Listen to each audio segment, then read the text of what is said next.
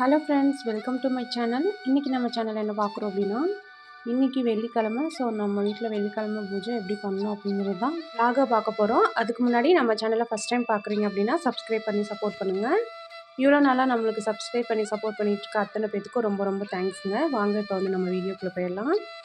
Video பார்க்குறதுக்கு முன்னாடி ஒரு லைக் கொடுத்து பார்க்குறதுக்கு ஸ்டார்ட் பண்ணுங்கள். நீங்கள் கொடுக்குற ஒவ்வொரு லைக்கும் அடுத்தடுத்த வீடியோஸ் போடுறதுக்கு எனக்கு மோட்டிவேஷனலாக இருக்கும். எப்பவும் போல் காலையில் எழுந்திரிச்சு வாசலில் தெளித்து கோலம் போட்டுட்டு நிலவாசலே வந்து கோலம் போட்டாச்சு. பிரேக்ஃபாஸ்ட் லன்ச் எல்லாம் வந்து பண்ணி பாப்பாங்களெல்லாம் வந்து ஸ்கூலுக்கெல்லாம் அமுச்சு விட்டுட்டேன். அதுக்கப்புறம் வந்துட்டு இன்றைக்கி நம்ம வந்து காலையில் பிரேக்ஃபாஸ்ட்டுக்கு என்ன சாப்பிட்டோன்னு பார்த்திங்கன்னா கம்மங்கூழ் தான். இது வந்து நாள் வந்து செஞ்சு வச்சுருந்தேன். எங்கள் வீட்டில் வந்து கம்மங்கூழ்னால் எங்கள் பாப்பாங்களுக்கு என் தம்பிக்கு எல்லாத்துக்குமே வந்து ரொம்ப ரொம்ப பிடிக்கும். ஸோ வந்து இன்றைக்கி காலையில் பிரேக்ஃபாஸ்ட்டுக்கு வந்து இருக்கிற மீதி கூழை வந்து நானும் என் ஹஸ்பண்டும் வந்து குடிச்சிக்கலாம் அப்படின்னு சொல்லிட்டு கம்மங்கூழ் தான் வந்து இன்றைக்கி காலையில் பிரேக்ஃபாஸ்ட்டுக்கு வந்து எடுத்துக்கிட்டோம். ஸோ வந்து சம்மர் சீசன் ஸ்டார்ட் ஆகிட்டனால நீங்கள் வந்து ராகிக்கூழ் கம்மங்கூழ் அந்த மாதிரிலாம் எடுத்துக்கிட்டோம் அப்படின்னா அந்த அம்மை போடுற இதெல்லாம் வந்து இந்த சம்மரில் வராது. ஸோ வந்து முடிஞ்ச அளவுக்கு கம்மங்கூழ் ராகிக்கூழ் வந்து எடுத்துக்கோங்க.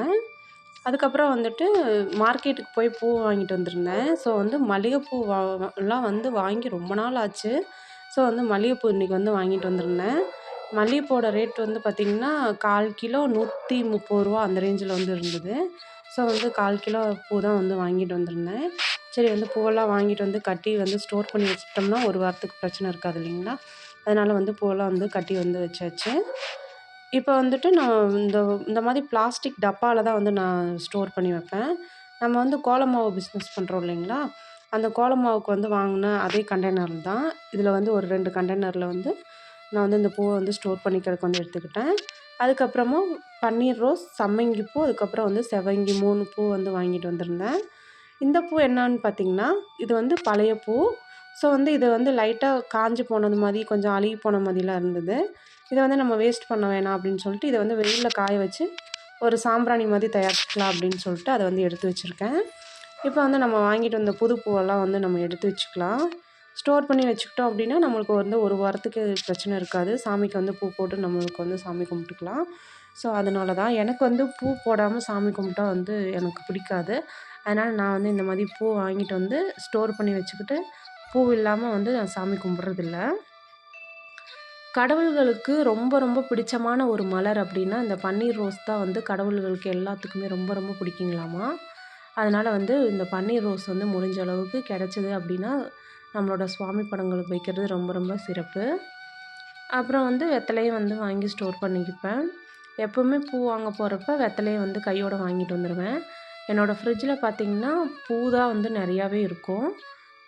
மற்ற பொருள் இருக்குதோ இல்லையோ பூ வந்து நிறையா இருக்கும். இப்போ இது வந்து எடுத்தப்போ டைம் வந்து பார்த்திங்கன்னா சாயந்தரம் ஒரு 4:30 மணி இருக்கும். சரி நம்ம வந்து நிலவாசல் நம்ம வீட்டில் வந்து மஞ்சள் குங்குமம் வைக்க வேண்டிய இடத்துக்குலாம் வந்து மஞ்சள் குங்குமம் வச்சுக்கலாம் அப்படின்னு சொல்லிட்டு இப்போ வந்து நான் மஞ்சள் குங்குமம் தான் வந்து எடுத்துட்ருக்கேன். நான் வந்து எந்தெந்த இடத்துல கரெக்டாக வெள்ளிக்கிழமையானா நான் மஞ்சள் குங்குமம் வைப்பேன் அப்படிங்கிறத இன்றைக்கி வந்து உங்கள் கூட நான் வந்து ஷேர் பண்ணிக்கிறேன். இந்த மாதிரி நம்ம வந்து மஞ்சள் குங்குமம் வைக்கிறது நம்ம வீட்டில் வந்து வாஸ்து குறைபாடுகள் இருந்துச்சு அப்படின்னா அதெல்லாம் வந்து சரி பண்ணி கொடுக்கும். அதே மாதிரி மஞ்சள் அப்படிங்கிறது ஒரு கிருமி நாசினியாக செயல்படுறதுனால நம்ம வந்து மஞ்சள் குங்குமம் வைக்கிறது நம்ம வீட்டுக்கு வந்து ஒரு நல்ல ஒரு பாசிட்டிவ் வைப்ரேஷனை வந்து ஏற்படுத்தி கொடுக்கும். இப்போ வந்து நான் எந்த இடத்துல வச்சுருக்கேன் அப்படின்னா அடுப்பு மேடையில் தான் வந்து நான் வந்து இப்போ மஞ்சள் வந்து குங்குமம் வந்து வைக்கலாம் அப்படின்னு சொல்லிட்டு தடவிட்டுருக்கேன்.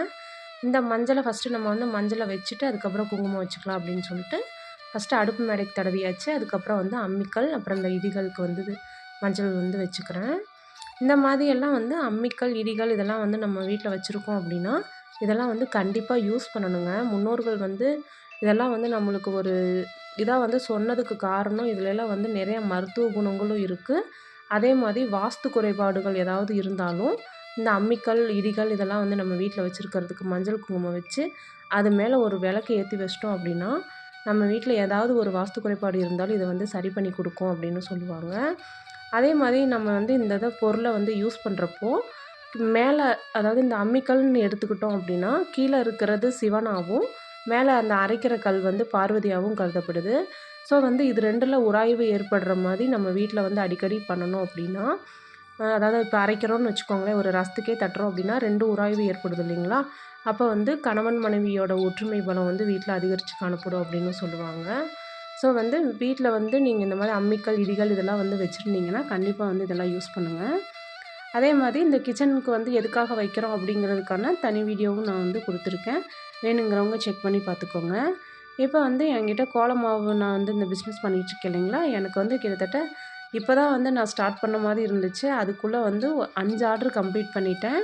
இப்போ நான் வந்து அந்த தட்டில் வந்து வச்சுருந்தது இன்னும் ஒரு 2 பேர்த்துக்கு வந்து செஞ்சு வச்சுருக்கேன். அதை தான் வந்து நல்லா காய வச்சு இன்னும் வந்து டப்பாவில் வந்து ஸ்டோர் பண்ணி அவங்களுக்கு வந்து நான் கொரியர் போட்டு விடணும். ஸோ வந்து நம்மக்கிட்ட ஆர்டர் கொடுத்த அத்தனை பேத்துக்கும் ரொம்ப ரொம்ப தேங்க்ஸுங்க. உண்மையிலே நான் வந்து நினைக்கவே இல்லை. எனக்கு இத்தனை ஆர்டர் வந்து ஃபஸ்ட்டு எனக்கு இவ்வளோ ஆர்டர் வரும் அப்படின்னு நான் வந்து கண்டிப்பாக நினைக்கவே இல்லை. ஸோ வந்து நம்மக்கிட்ட ஆர்டர் பண்ணி வாங்கின அத்தனை பேத்துக்கும் ரொம்ப ரொம்ப தேங்க்ஸுங்க. இன்னும் யாருக்காவது வேணுனாலும் நீங்கள் வந்துட்டு நம்மக்கிட்ட ஆர்டர் பண்ணி வாங்கிக்கலாம். இப்போ நம்ம வந்து வச்சுருந்த கோல மாவுலேருந்து நம்ம வந்து ஒரு 5 கோல மாவு வந்து எடுத்திருக்கேன். எதுக்குன்னா நம்ம வந்து வாசலுக்கெல்லாம் கோலம் போடணும் இல்லையா, நிலவாசலுக்கு அடுப்புக்கு எல்லாத்துக்குமே வந்து கோலம் போடணும். அதனால் வந்து நான் ஒரு 5 உருண்டை வந்து எடுத்திருக்கேன். இப்போ வந்து நம்ம இந்த அடுப்புக்கெல்லாம் வந்து கோலம் போட்டுக்கலாம். நம்மக்கிட்ட கோல மாவு வாங்கின அத்தனை பேருமே கமெண்ட் பண்ணுறது, அக்கா ரொம்ப பிரைட்டாக இருக்குக்கா, வீட்டுக்கு முன்னாடி நல்ல ஒரு மங்களகரமாக இருக்குக்கா அப்படிலாம் சொல்லியிருந்தீங்க. உண்மையிலே ரொம்ப ரொம்ப தேங்க்ஸுங்க. உங்களோட சப்போர்ட்னால மட்டும்தான் எனக்கு இந்த அளவுக்கு நான் ஒரு மோட்டிவேஷ்னலாக, அதாவது நீங்கள் சொல்கிற வார்த்தைகள் எல்லாத்தையும் நான் மோட்டிவேட்டாக எடுத்துகிட்டு அடுத்தடுத்த ஸ்டெப் வந்து எனக்கு வைக்கிறதுக்கு வந்து ஒரு யூஸ்ஃபுல்லாக இருக்கும். அதே மாதிரி என்கிட்ட வந்து இந்த தன ஆகர்ஷண பொடின்னு சொல்லிட்டு நான் ஒரு வீடியோ போட்டிருந்தேன். அந்த வீடியோவை பார்த்துட்டு இதுவும் நீங்கள் ப்ரிப்பேர் பண்ணி வைக்கிற மாதிரி இருந்தால் எங்களுக்கு 2 டப்பா வேணும் அப்படின்னு சொல்லி ஆர்டரும் கொடுத்துருக்காங்க. ஸோ வந்து அதுவும் கூடிய சீக்கிரம் வந்து எப்படி ப்ரிப்பேர் பண்ணுறதுக்கான வீடியோ நான் வந்து போட்டிருக்கேன். அதுவும் வந்துட்டு கிட்டத்தட்ட எனக்கு வந்து 2 பேர் கேட்டிருந்தாங்க. அதுக்கப்புறம் இப்போ நான் வந்து இவங்க கேட்டிருக்காங்க அப்படின்னு என் ஃப்ரெண்ட்ஸுங்க கிட்ட சொன்னேன். ஸோ வந்து அப்போ எனக்கும் வந்து ப்ரிப்பேர் பண்ணி கொடு அப்படின்னு சொல்லிட்டு இப்போ வரைக்கும் நம்மளுக்கு வந்து 5 ஆர்டர் வந்திருக்கு. ஸோ வந்து 5 ஆர்டரையும் நான் வந்து கம்ப்ளீட் பண்ணிவிட்டு அவங்களுக்கு வந்து கொடுக்கணும். அப்போதைக்கு நான் வந்துட்டு ஆனால் இன்னும் வந்து அதோட ப்ரைஸ் எவ்வளோ அப்படிங்கிறதெல்லாம் நான் வந்து இன்னும் ரெடி பண்ணலை. ஏன்னா வந்து இது எவ்வளோன்ட்டு வாங்கிட்டு வந்து ரெடி பண்ணால் தானே தெரியும், நம்ம வந்துட்டு அது எவ்வளோக்கு வந்து சேல் பண்ண முடியும் அப்படின்னு சொல்லிட்டு. அதனால் வந்து ஒரு 1 வீக் வந்து டைம் கேட்டிருக்கேன். ஸோ வந்து அதையும் வந்து நான் கம்ப்ளீட் பண்ணிவிட்டு நான் வந்து உங்களுக்கு வீடியோவில் காமிக்கிறேன். உங்களுக்கு வந்து March 22 நம்மளோட சேனலோட ஆனுவல் டே. அதாவது நம்ம சேனல் வந்து ஆரம்பித்து 2 வருஷம் கம்ப்ளீட் ஆக போகுது. ஸோ வந்து அந்த அன்னைக்கு நான் வந்து என்னோடய ப்ராடக்ட்டுக்கு நேம் கொடுக்கணும் அப்படின்னு சொல்லிட்டு ஏற்கனவே ஒரு வீடியோவில் சொல்லியிருந்தேன். அப்போ வந்து நான் வந்து இந்த ஸ்டிக்கரோடையே வந்து உங்களுக்கு நம்மளோட கண்டெய்னர் வந்து எப்படி இருக்கும் அப்படிங்கிறதையும் வந்து நான் காமிக்கிறேன். உண்மையிலே நினச்சி கூட பார்க்கலங்க, இந்த அளவுக்கு எனக்கு ஒரு வாய்ப்பு வந்து கிடைக்கும் அப்படின்ட்டு நான் உண்மையிலே நினச்சி பார்க்கவே இல்லை. ஆனால் வந்து எனக்கு இது வந்து கிடச்சிருக்கு. ஸோ வந்து இந்த வாய்ப்பை நான் யூஸ் பண்ணிக்கணும் இல்லைங்களா.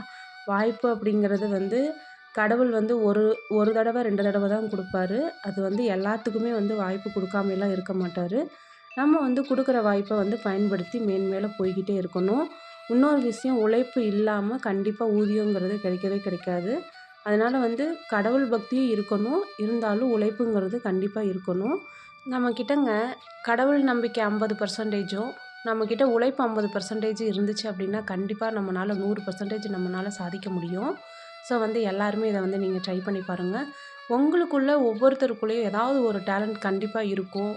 எந்த ஒரு டேலண்ட் இல்லாமல் எந்த ஒரு மனுஷரையுமே வந்து கடவுள் வந்து படைக்க மாட்டாங்க. ஸோ உங்களுக்குள்ளே என்ன டேலண்ட் இருக்குது அப்படிங்கிறத நீங்கள் வந்து கண்டுபிடிங்க. கண்டுபிடிச்சி நீங்கள் வந்து அதில் வந்து முன்னேறதுக்கு என்னோடய மனமார்ந்த வாழ்த்துக்கள்ங்க. கண்டிப்பாக ஒவ்வொருத்தர்னாலையுமே முடியும். நீங்கள் வந்துட்டு தொடர்ந்து முயற்சி பண்ணுங்கள். முயன்றால் முடியாதது எதுவுமே கிடையாது. ஸோ வந்து ஒவ்வொருத்தரும் அவங்களுக்குள்ளே என்ன டேலண்ட் இருக்குங்கிறத கண்டுபிடிச்சி அடுத்தடுத்த கட்டத்துக்கு போகிறதுக்கு என்ன வழியோ அதை வந்து பாருங்கள். அதே மாதிரி இந்த துளசிக்கு வந்துட்டு அவ்வளோ மகிமைகள் இருக்குங்க. நான் ரீசெண்டாக தான் துளசியை வந்து படித்து தெரிஞ்சுக்கிட்டேன், அந்த கதையை பற்றி. துளசி உருவான விதம் எப்படி அப்படிங்கிறது. அந்த கதையை நான் வந்து உங்கள் கூட ஷேர் பண்ணிக்கலான்னு நினைக்கிறேன். ஆனால் வந்து நான் இந்த வீடியோவில் அதை வந்து ஷேர் பண்ணலை. நெக்ஸ்ட் வீடியோவில் கண்டிப்பாக துளசியை பற்றின ஒரு வரலாறு, துளசி அம்மன் எப்படி வந்தாங்க அப்படின்னு சொல்லிட்டு தனியாக ஒரு கதை. அது உண்மையிலே வந்துட்டு அதை பார்த்திங்கன்னா ரொம்ப பெரிய கதையாக இருக்குது. அதை வந்து சொல்கிறதுக்கு நம்மளுக்கு இந்த இது பத்தாது. நம்மளுக்கு வந்து நம்ம துளசி பூஜை வந்து பண்ணுவோம் இல்லைங்களா, அப்போதைக்கு அந்த நான் கதையை வந்து ஷேர் பண்ணுறேன். கண்டிப்பாக அதை நீங்கள் வந்து கேட்டிங்க அப்படின்னா எனக்கெலாம் உண்மையிலே அந்த கதையை படிச்சுட்டு கூஸ் பம்ப்ஸ் தான். அந்த அளவுக்கு உண்மையிலே துளசிக்கு இவ்வளோ மகிமைகளா அப்படிங்கிற மாதிரி இருந்துச்சு. ஸோ வந்து நான் கண்டிப்பாக நெக்ஸ்ட் வீடியோவில் வந்து உங்களுக்கு நான் வந்து ஷேர் பண்ணுறேன்.